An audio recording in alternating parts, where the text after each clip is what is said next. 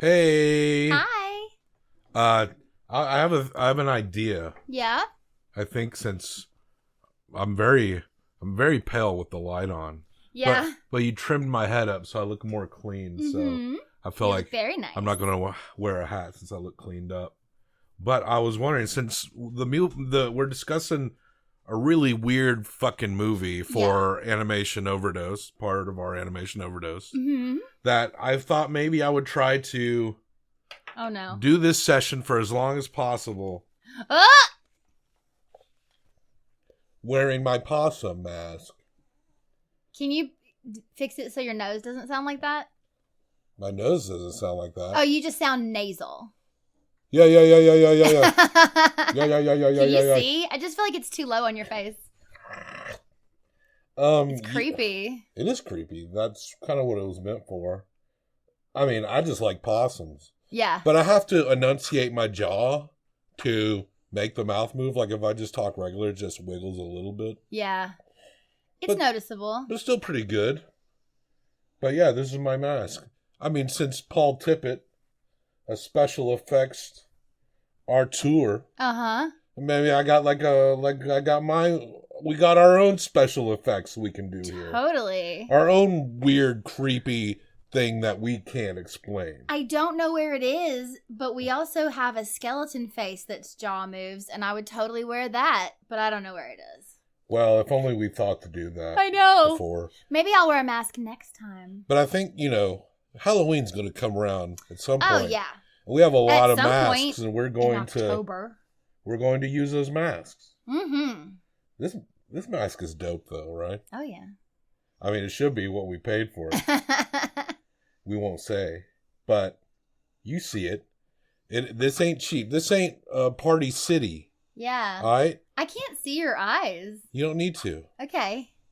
Just look in the hollow blankness where my eyes should be. Okay. Hey, tell me, do you like the Bible? Not a fan. No, really? Yeah, really. Oh my God, you can't put those on your... I'm gonna read. That looks great.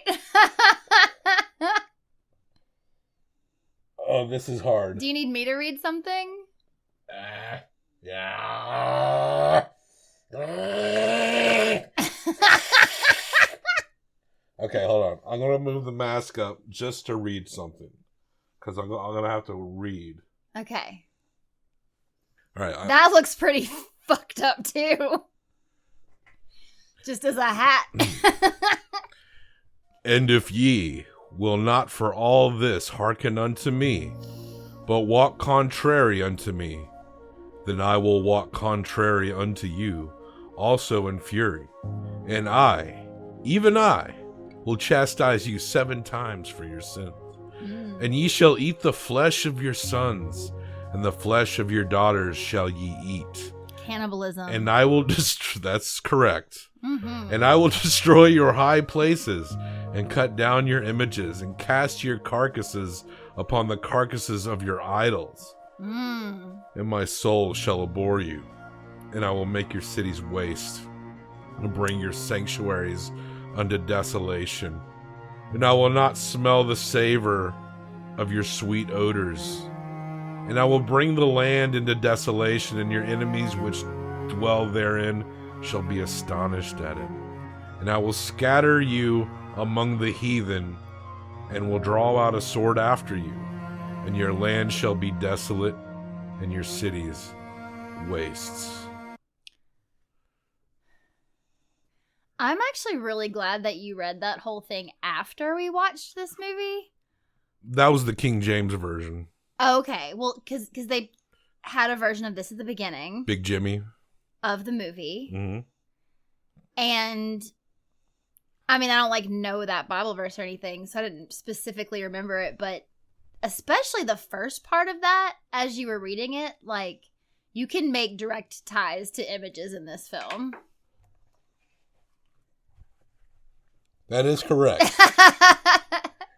Hey, there was a point. There was a point to it. There was almost a direct fucking tie in the movie itself. It was great. In that it opened up the movie.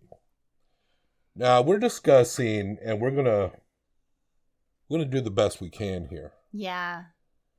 And Paul Tippett's, it's a combination of stop motion.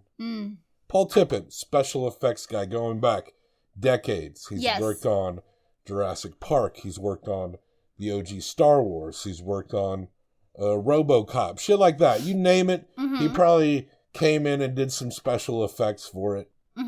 The man's a legend in the business. Yes. And this movie we're discussing, Mad God, appears to be like his magnum opus, something he has been working on for decades. Yeah. And like we said, it's a combination style. It's very... This is honestly one of the... You haven't finished saying that sentence yet. We haven't... This is one of the creepiest, darkest movies. It's a combination of stop motion and live action. Yeah. And I think also some animation. No? Stop motion is... it all stop... Well, yeah. Stop motion is animation. But it's not drawing. Or computer... I don't know. I'm not sure how much drawing generated. was done. Okay. But quite the movie. Legitimately scary. Yes. Legitimately disturbing. Yes. Legitimately creepy. Gross. Are all stop motion animation guys like this? Maybe. Was what's that guy who did Clash of the Titans? Ray Harryhausen? Are they all secretly creepy?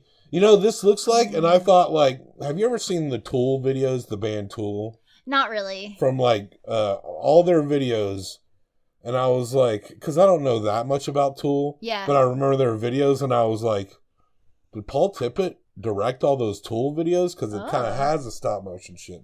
Yeah. But Adam Jones is the guy, the art director for Tool. Okay. And also their guitarist. He actually does all the videos. Okay. But Adam Jones also has a background in special effects and working in the movies. Got it. He also worked on Jurassic Park.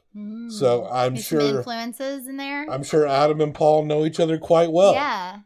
You know who I thought of, and again, don't get mad, but I'm not going to be able to think of this guy's name right away, but I'll just tell you that... George Washington. No. He, Monty Python, Timekeepers... Didn't, Terry Gilliam. It gave me like a Terry Gilliam feel. At the start, maybe? But way darker. I mean, Terry Gilliam can get kind of dark. Maybe it was the dark steampunkiness of it. Maybe. I don't know, but I did think of him. I thought of the Tool videos. Well, I don't have that as a That's what I saw. You should watch one. Okay. Go watch Prison Sex or Fist My Ass or whatever those songs are called. Bleed in My Wound. Whatever. I'm just trying to come up with Tool songs. Cum Bucket Jizz Cunt. Honestly, Stuff like that. I don't even know if you're wrong on any of these. I don't think I'm wrong. I'm pretty sure Cum Bucket Jizz Cunt is probably a Tool song, at least an early one. Covered in Shit and Licking It Off. You know, that's a pretty good... Well, that actually could be the title of a scene in this movie. Yes. Yeah. I mean, a guy wearing a possum mask has got to know a little bit about the band Tool. Sure. So I'm there. Totally. But this film, Mad God, was disturbing. Basically, we start and there is a man being lowered from the heavens down through into the ground, but before that he has to go past like these like sentries or lookouts or whatever, trying to like keep people from in there, I guess. They try to shoot him, but they don't. Yeah. And then I'm interested in how you're going to break this down. Go ahead. I was going to do kind of a quick, and then we could talk about specific gross things. Or I'll just keep going. So, yeah, he goes down through, and you kind of see him pass through these different areas. Like, he passes through one area that it's like a bunch of bones and stuff. And then he passes through this area where it's a bunch of, like, statues and things, which, you know, could be, like, false idols. And then even in that part that you read about, like, I'll bury your bones on top of your false gods or whatever the fuck that Bible said. It kind of was like that. Like he was kind of going down. And then he, I can't remember everything because there's a lot of stuff. But then there's kind of this like shell image that you get. Yeah, that he goes down. The conch. Yes, conch. Thank you. He goes down past that and he kind of lands. And it's almost like he's in a city. But like a really fucked up city. Like he's seeing different people and he's like hiding around corners and stuff, kind of like getting lay of land. He's looking at this map. Every time he opens this map, like pieces of this map fall. And he's going somewhere, obviously. He's like on a mission. And so he's kind of like avoiding these people. And within that, you're seeing all these like fucked up scenes of like people torturing each other, eating each other. It looks like hell. It does. It does. But you're sort of like, you're like, oh, this is terrible, but you don't know yet what else you're going to see. So, like, this isn't even that bad. Like, it's just like a bad city, right? Where people are being shitty to each other, murdering and stuff. There's one part where the I guess, protagonist walks by giant people getting electrocuted, and they're shitting. Oops, sorry. I didn't mean to I wasn't at that part yet. But yes. Is there really a linear narrative that we're going to go beat by beat here? No. Anyway, so they're shitting in there, and it's dripping down below ground because it keeps going lower and lower. Yeah. And it drips in the mouth of this giant creature. Yeah. That is then, like, shitting it, what he's consuming, into something that's making these, like... It almost looks like these expanding and contrasting, like... balloons that are like sucking up this shit and then squeezing out the bottom. The only thing I was going to mention before this was that he stepped on little tiny people. And then he was a tiny person. They were like gnomes. Also, one of the coolest scenes that I thought, listen, whatever, not coolest, I just loved it, was when he's looking up at like the apartment building before he gets down into the shit. Oh, yeah. And he's seeing all these people doing these different things. And there's like this one image of like this man stabbing this woman. And we always watch movies with the subtitles on or captions on. But it actually, there's like almost no words in this movie at all. There's like two, she's like, oh no, at the end. But the words are like woman. It was something like woman shrieks and moans, but it sounded like weirdly sexual. Yeah, she's being stabbed but she sounds like she's enjoying it. Yeah, it was interesting. So you're like, is she dying or are they playing? I don't know. Or is it, torture, hell torture, whatever. But yeah, the shit. And so then they're shitting, it's being sucked in and turned into, it goes through like a big machine, like a bunch of different things happen to it. And then you see it filtering down into these like people molds. And basically, they're making shit golems. Shit golems. Yeah. They're making shit golems. That just do menial work and stuff. And yeah, they're doing everything. Some of them appear to be like just walking themselves to other places to fall in to like fuel whatever. Because like shit is fuel, right? And other ones of them are like cleaning up, but they're also like dying left and right because they mean nothing because they're shit people. So it's like, you're just a shit person, so we can run over you if we want to. It was insane. You're just a shit person. You're meaning us your fuel. Well, and then he finally gets to this part. There's a bunch of monsters everywhere. There's like crazy shit all over the place. Yeah, they all have like big honkers or giant dicks. There are like some really scary anatomy situations happening. Yeah. And weird sores on everybody's body and like growths and things. And then he gets to this trap door. So this is he gets to this trap door and one of those like shit people is gonna get him. Yeah. But instead of the shit person like catching up to him, a monster comes and eats the shit person. And so he goes down this very, very long stairwell and he finds like all of these suitcases in piles. And we obviously don't know what this is. I truly was like, why are there a fuck ton of suitcases down here? And he opens up his suitcase. It's a bomb. And it's a bomb. And he sets the bomb. And as soon as he sets the bomb, he gets snatched. And then the bomb doesn't go off. It gets stuck. And it shows that there has been multiple, these things keep coming down. They're being sent down.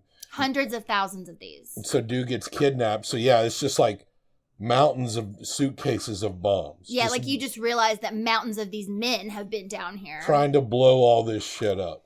Now, that's kind of why originally I was like, okay, they're going through hell. Because what else could you call this? Well, and I was like, is this dude an angel? Like I honestly had that thought. Did you think that already at this point? Because I didn't think that until... I did have that thought. Oh, okay, because we do eventually meet, like, what I'm calling the God character. But before that, this man basically goes into, like, a theater space, and there's, like, these people in the audience, and he's basically being killed, and all of his clothes are being taken off, and it's like it's a performance, but you see it all in, like, shadow, like he's on the other side of a curtain, and so that's kind of fucked up. But then these actual real people come in and start doing, like, surgery on this body, and when they cut it open, this was so fucking cool. The body is the thing that came down to blow stuff up. Yes, it's this angel man who came down to blow up. That's our interpretation. So, but they've captured him, and now they've performed this, like, ritual undressing of him in front of a stage audience. And then they do this, like, they cut his chest open. Also, he's got an eye watching the entire time, which is really fucked up. So they cut his chest open, and they start pulling, this was the grossest part, but it looked like strawberry jelly against the walls, but, like, they were just throwing blood and throwing guts, and then they start pulling out, like, coins. And jewels. And, like, pages of paper, and, like, all kinds of shit, and it's, like, mixed in with guts. And then a baby creature. Yeah. It sounds like a human baby, but it looks like a grub with eyes. We get a lot of audio, like, of certain creatures. Well, we get a lot of these things either sound like babies or like apes, like screaming chimpanzees. That's true. A lot of the characters do. It's very, very animalistic sounds. And then, there's one part actually before this, when it's just showing us all the shit people and the jobs that they do, there is, like, they all kind of stop at one point because the audio of a baby laughing starts, and they have it on big screens, like these pictures of this, like, mouth of a baby, which looked horrifying as well. Yeah. Because the disconnect of that mouth was making those noises was really kind of fucked up. So they take off the screaming baby thing. Yeah, this live woman is carrying this screaming baby. And then they plug a tube into the thing's head. Mm-hmm. And then it's almost like it's seeing what it's thinking or where it's from. And then we cut to a guy, like an actual actor. And the actor is Alex Cox. He looks familiar to me. Why do I know his face? He's a writer, actor, and director. He directed the movies Repo Man. Okay. And Sid and Nancy. Okay. And he also wrote Fear and Loathing in Las Vegas. Okay. Like, he's a guy that's been on the scene. Okay. And he's just kind of like a cult director. Yeah. And, but that is Alex Cox. He reminded me of the guy from City of Lost Children. Yeah. You know? You notice? Yeah, and he had long toenails and fingernails. And long fingernails, yeah. But it's revealed that this is the guy that keeps sending these things down to go blow everything up. Yeah, that took me a second. And he's wearing like a yarmulke as well. He gets dressed. He, like, goes and dresses because he's getting ready to put another person down the hole, I guess. So he's, like, preparing for that because, it's like a ritual. He, like, sees what they see when they put the thing in his head. So it's almost like he's tapping into their, like, television frequency, whatever they're watching. He sees it and he's like, okay, the guy's dead. So I got to send somebody new. So he puts on this yarmulke and these pearls and this, like, red long, like, gown thing. And he has his really long, very unnatural looking fingernails. Mm-hmm. You notice how clean his fingernails were? Well, that's what I was saying is, like, his fingernails were taking me. He was very clean, so that's fine. But they were shiny. Everything was dirty except his fingernails. Oh, I didn't think he was dirty. His clothes were clean. His face kind of looked like it had some dirt on it. I didn't think that. Okay. I mean, he's probably as clean as you could be in this realm. Well, maybe his fingernails are the only thing he cares about, so he polishes them. I think he polishes and takes time on those fingernails. So he sends man number 2 down. And he seems to land in, like, a different place. Yeah, he takes, like, a war zone. Mm-hmm. And he starts off stealing, like, a motorized bike, and then he steals a Jeep. And then it's also much more obvious that he's carrying a briefcase. I don't even think I noticed the briefcase with the first guy. I didn't. But the second guy is going through just war zones and mushroom clouds are going off, and then he ends up finding his way into this square realm that's going deep down into the earth. Yeah, that actually was horrifying to me. Yeah. Just the idea of riding a motorcycle down this forever going square, because every time he rounded the corner, the wheels would come off the edge. Like, I don't know. This movie was really good at tension. Yes. It made me uncomfortable most of the time. And when you had the live action actors come in, there were times where it was hard to tell what was stop motion and what was live action. Yeah. Because there was certain moments that the guy and protagonist, for lack of a better word, like when he would flip a switch and it'd be like, was that a human hand or was that a stop motion hand? Right, because there were times I thought it was human, and then he would move weirdly, and I didn't know. And then you get to the surgeons, which are actors, but everything is like herky-jerky, like it would be in stop motion when you know that they are actual actors portraying those roles. Yep. And there aren't many actors in here, but there are some. And the baby is given off to this like phantom-like character that kind of looks like the characters that we're following, but more of like it's wearing a plague mask and it's got like an old helmet. It's like a plague doctor, but also like it's floating. It's almost like a wraith or something. Is that what that word is? Yeah. Yeah. Because it doesn't have feet. Like it floats down with this baby. So you see, like he gets the baby, and then you see this like little man torturing people. He's got all these growths on the side of his face, and he's like torturing these two guys. There's a lot of torture in this movie. Yeah, electrocuting them and stuff. Yeah. And then he's fucking with something else. But then he goes into this like lab, and he's like cleaning the lab. And I actually kind of thought that part was neat. And I don't know why I like that part, but I like the details. Like it gets really, you're hot under that mask. Yes, it is. It's a hot mask. It gets really, I love the little details like that. Like when he's wiping off the clocks and whatever. Stopping on little details. Yeah. There is an insane amount of little details in this movie. It's unbelievable. This is actually a very rewatchable movie. It's one of those movies. I mean, if it is disturbing, that might give you pause to rewatch it. But you know it's coming. The sheer amount of detail and the nooks and crannies, like you could tell, it definitely felt like something that took a very long time to make. Mm-hmm. And there's so much to look at in here that I could imagine you could watch this 10 times in a row and see something you did not see before. Yeah, full disclosure, we did restart the movie. We watched the movie 5 minutes, we restarted it. We started watching it late in the evening when the sun was still out. Yeah. And there was sunlight coming through the windows. And this movie is so dark and so detailed that if a little bit of sunlight hits this shit, like it's very hard to tell what's going on. Yeah. So it would be cool. It would have been cool to watch this in the theater.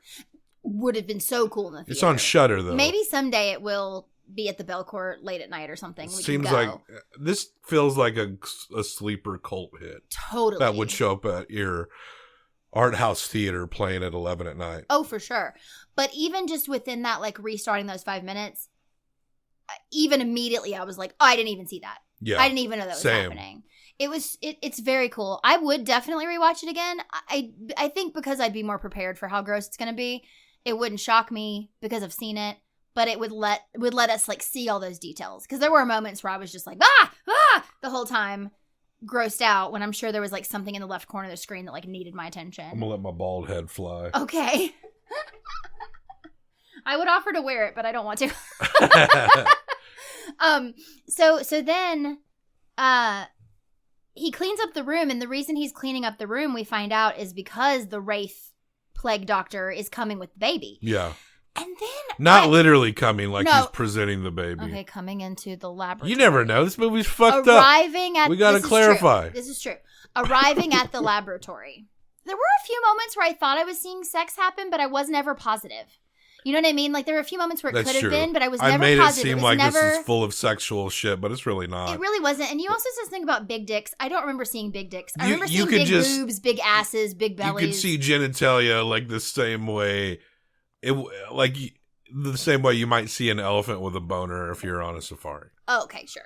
That may have been a terrible people are naked, they're naked. metaphor. It was, but it's okay. If people are naked, they're naked, and they got balls and dicks. Imagine and stuff. an elephant's erection. Well, they don't. You're out in the Serengeti, or don't do that. Yeah, I would like to keep talking about the movie. So the Wraith shows up with the baby, and then they do some alchemy. Yeah. Like, he puts the baby on this table, and we're like, "Aw, what are they going to do with the baby?" And then, of course, they kill the baby. I wasn't like that at all. I was No. like, some fucked up shit's going to, like, go down. Although I did think, like, were they going to turn the baby... Was the baby important? But he wasn't. When we say baby, and you might, if you haven't seen this, you might be imagining, like, oh, baby. I said it looked like a grub. It was like a hairy turd with a screeching mouth. It looked like and it sounded like a baby. Like a fat caterpillar that sounded like a baby with, I think it had a baby's mouth. Or like a mouth with teeth and stuff. It was creepy. I'm not trying to cuddle it. Although that nurse lady was like really holding it close. And when she handed it over, bond with she went home and cried. It showed her go and lay down with her bloody mask still on and shed one tear. Yeah, COVID. Totally COVID. And so that's the baby's name. They unofficially the baby's name is COVID-19. And then the next one will be COVID-20 and then COVID-21 because they're just going to keep sending men down the hole. So they do this weird thing where they turn him into goo and then they like heat it up and then they turn it into like glitter. And then the plague doctor throws the glitter into a wormhole. I don't know what happened then, but we got real cosmic and crazy, and I was like, we should be on mushrooms watching this movie. Yeah, I mean, that would probably be... At that point. That would be a recommendation to well... not for the beginning. It depends on your mental state. You'll know what kind of person you are. Yeah. You probably shouldn't take hallucinogens if you have any kind of mental illness. I heard that's a bad idea. Yeah, no, don't do But it. if you're fine... And that's... Yeah. And you're made of stern stuff, hit some up and check out Mad God. I would like to put a huge asterisk on that and say I'm only talking about the scene where the dust goes into space. I am not talking about the beginning part because I think that would totally fuck someone up. But yeah, there's all this like beautiful like, and then it appears this. I would love to know if you think that this is what happened because I don't know. But so he takes these particles of the baby and like throws them into this like portal that seems to have opened. And then we kind of go through space and then you eventually see all these like little tiny babies in like pods or like, you know, sacks. And then it's like they get injected into a planet and then up from the planet springs an entire city that then has like a antenna at the top. But then as soon as that city is created, it explodes? The bomb goes off. The bomb goes off. I think what it's doing... Right. It's just showing that everything's getting destroyed and rebuilt over and over and over again. Yeah, so even though the bomb goes off... So when you initially see the character going down, down, down... Yeah. You're seeing like... the wastes that have been exploded and remade over and over again. On top. And like there's at one point where it's a giant alien skull. I forgot about that. It's just the earth being like reformed. Life is coming back and it's being destroyed over and over and over again. So he succeeded. How that times out with like but it's just everything again. gets destroyed and built and then the bomb goes off.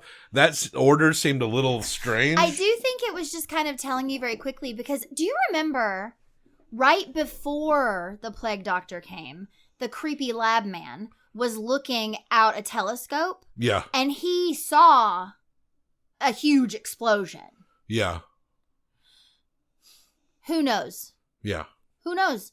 But I do get that now. Like, I get that it's like this never-ending cycle because the last thing you do see is the God man, again, like kind of looking down in the hole. Yeah. He's not sending anybody yet, but he's looking down in the hole. So it's like he's planning for the next thing.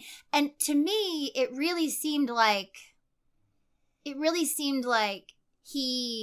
reason I called him a God character is that he created this, but it's fucked up. So he keeps trying to destroy it and make it better, but it just keeps getting worse and worse and worse and worse. And he's in this like terrible cycle of trying to be like, no, I can fix it because I made it, but it got bigger than him because he's not a god. Yeah. And he can't control it. Yeah. So I want to read, now that we've gone through it all. Yeah. Are you going to read me what it's about? I want to read the plot as listed on Wikipedia. Okay. Did I do okay, though? Well, we'll see. I think we did just fine. Okay. I don't think there was necessarily a wrong answer. No, sure. A tall figure shrouded in a jacket and gas mask, credited as the assassin, Fair. descends into a ruined hellish world via a diving bell. In his possession, the assassin has a map and a suitcase. I would remind you that angels are warriors, so still makes sense. Traveling through the underworld, the assassin encounters many creatures mercilessly preyed upon by larger monsters. Eventually, he reaches a city which is home to an army of faceless drones, apparently ruled by a monstrosity with filthy teeth and seared flesh who speaks in baby babble. Okay. So that implies that the baby the sound god, in the mouth or is the boss. rules that world. Okay. Deep within the city's bowels, the assassin discovers a mountain of suitcases just like his own. The assassin opens a suitcase, revealing a time bomb, which he places and prepares to set off. He fails to notice a creeping monster behind him, which then attacks and drags him away as the bomb's ticking hand appears unable to complete its circuit of the clock. We covered that. Totally true. The assassin is shackled to a table and stripped in front of a mass of spectators. A surgeon appears with a nurse, splits open the assassin's abdomen, and begins rummaging through his chest cavity. Jewelry and papers are pulled out, thrown to the floor. Eventually, the surgeon finds his goal, a strange infant larva-like creature that is waiting. The surgeon hands it to the nurse, who carries it away.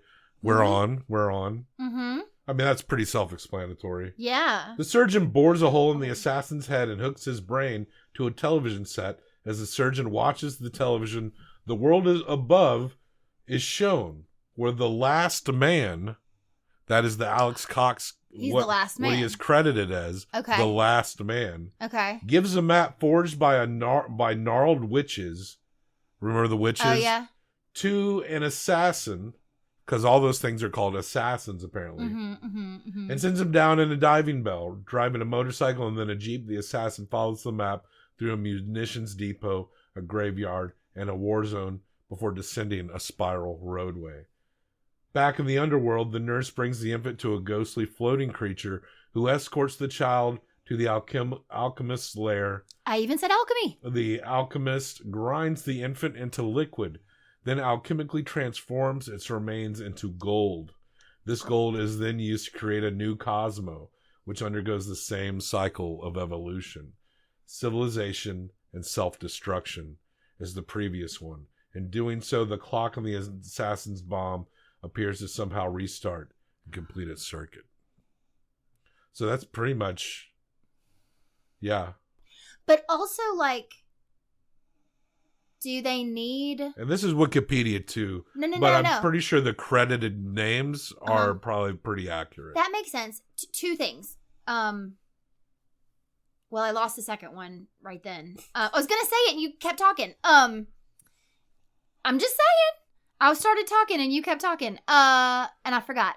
But they did mention this in there. And, I remembered. Okay, so it seems as though they need the baby that's inside the assassin to start the next world. Yeah. So if the assassin succeeds and blows himself up at the same time, then is it over? The baby. Is that what happened at the very end? Like, did they do like a whole other cycle and then they still blew up? Like, for real? Is the last man like in heaven? Like an elevated world beyond? Because everything blows up, but he kind of stays the same. And the thing inside it is like what's sought after, because it's almost like a thing from this environment. And he does lower the assassins down from somewhere up above, but we don't really ever see. He's not attached to anything. There is a spaceship at one point. Yeah, he is attached what to the big in the room. Spaceship? He's attached to the big room. Oh, you think that the spaceship we saw floating around, maybe that's where when he it is. pulled back on the cosmos, is maybe where the last man is? Maybe because he drops down from something that's obviously floating above the planet, whatever planet we're on. Maybe that's his spaceship. Because that was weird. I was like, alien spaceship? Because it looked very much like 1950s flying saucer, which is cool.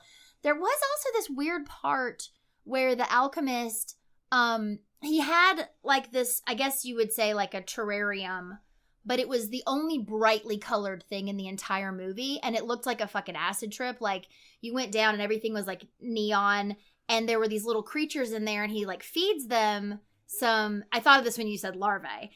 So he feeds them like some maggots or larvae or whatever. But then he like opens up this trap door to let a monster. another brightly colored shiny monster in, and this fucked up thing happens where like these two little monsters that are eating together seem to be friends, but then like the creepy monster's coming and these two little guys are talking and creepy monster's coming and this guy's like boop, doesn't even tell this guy's just eating, and then the monster like gets him. Like it's fucked up. But he's like laughing like, oh ho ho, this silly game. You know, it was weird, like when we got to that part, because the movie is so dark and dingy, that when you get to the alchemist's little brightly colored terrarium, that when you're in the terrarium and you're looking at all the bright colors, it felt very warm. Yes.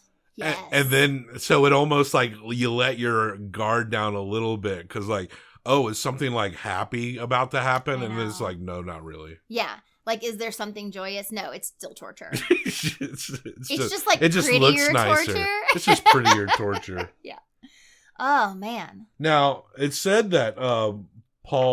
Tippett, was working on this for like 30 years. Let me put my face back on. Okay. We're almost done though, right? So you're not going to have a heat stroke? Okay. Now, Paul Tippett had been working on this for 30 years. Yeah. So it started around, so based on the timeline there, it started in like the early 90s. Because when did this come out? This came out in parts, apparently, in short films going back to like 2015. Oh, wow. Okay. And it premiered at a film festival in 2021 and came out more into a mass release last summer in 2020. Okay, but yeah, 2021. So yeah, like 90 probably he started. So if you think about all the imagery, like I was talking about Tool videos. Yeah. And that Kant spiral, that's like a Nine Inch Nails album cover practically, you know? Like there was some certain kind of dark industrial type imagery that was actually not completely uncommon in the 90s. Oh no, totally. I think that's why it also made me think of City of Lost Children. Yeah. And, you know, maybe like your other, like, sci-fi, cyberpunky kind of fare that came out in that time. But looks better than all of that because it's, like, intense, layered, ultra-detailed stop motion.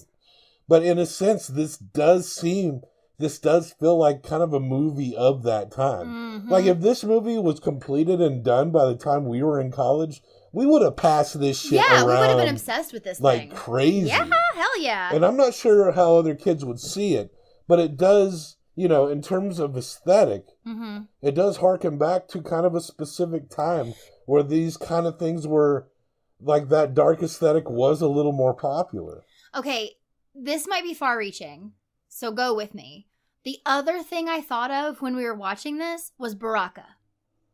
The movie just images and things, and I think it's because of what you were just saying. Like that was the kind of movie that we were passing around at the time, and it was like you'd go over to someone's house and you'd be like, have you seen this yet? And they'd be like, no, and so you just put it on. Like it was just always on. And I think that this would have been one of those things where it's truly like you get a new friend and you're like, have you seen this? Yeah. Have you seen Mad God? Yeah. Take it home with you, or let's turn it on right now, or whatever. Like it would have happened. Like if this was in like a $5 bin at a Hollywood Video in 2001 next to Morvern Claire and fucking... I don't even know what that is. Gummo. Gummo, though. Samantha Morton vehicle from back in the day. Oh. And maybe a copy of Jesus' Son. Oh, yeah. Or I'm trying to think of like what like early 2000s like $5 video fare in a big bin we looked through. Love Liza. Yeah, like a later like a slightly late 90s John Waters movie, like a Cecil B. Demented or some shit like that. Pecker. Yeah, Pecker would definitely been in there. But this movie kind of made me feel like it would have been that kind of a movie, and we definitely would have like plucked that shit out. Totally. And but yeah, so a very meticulous movie. Yeah. And you know, there's some things that seem up for interpretation. A lot of it just seems to be the twisted imagination of a director. The creatures and the monsters, and with so much detail, like we said, you could probably watch this multiple times and see something different. But now we, you know, for whatever reason, just for our own shits and giggles, we judge the movie. Yes, we judge the movies. You're going to give this 1 through 5. You're going to hump this 1 through 5 times. Ugh. And then I'm going to... Maybe you should hump it first. Then I'm going to hump it 1 through 5 times.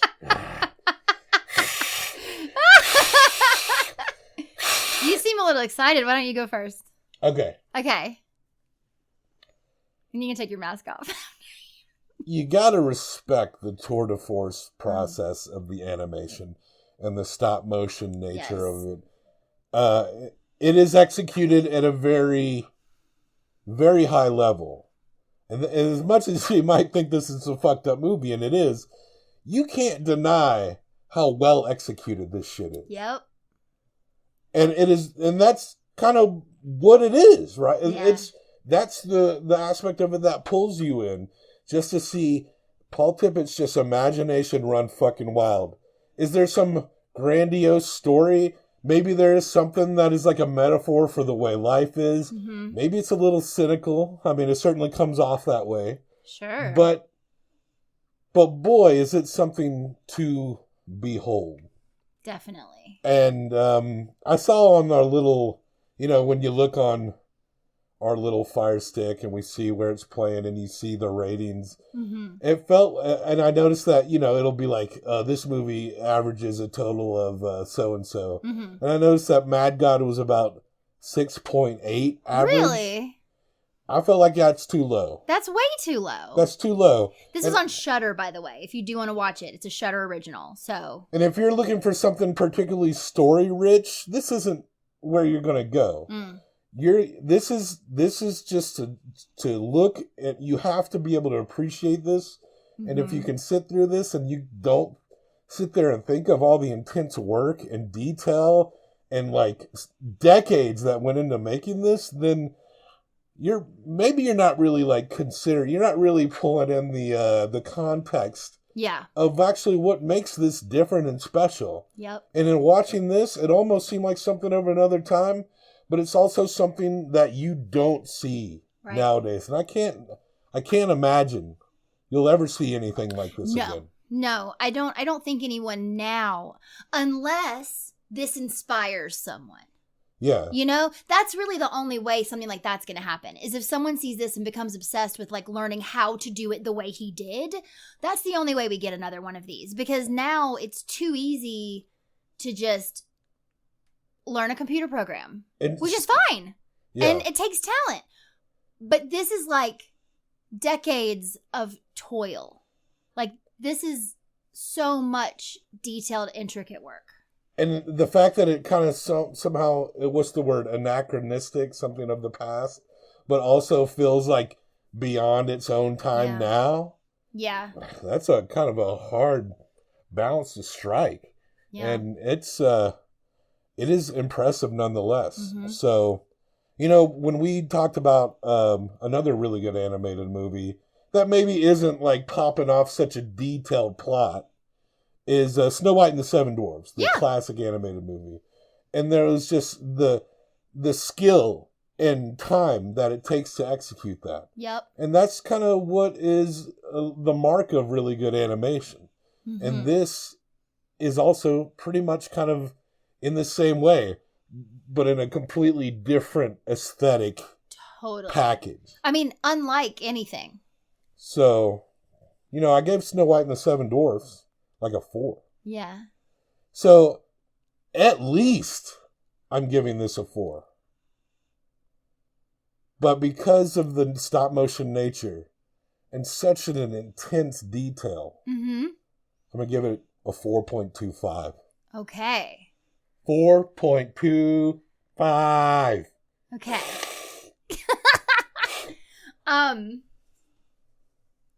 This is one of those movies that I love even more now that we've discussed it, right? Because we did go straight from watching it. We took, 20 minutes and then we started recording? We ate beans. We ate some dinner. And we ate some turnip greens. Turnip greens and beans and cornbread. We are in the South. And we love it.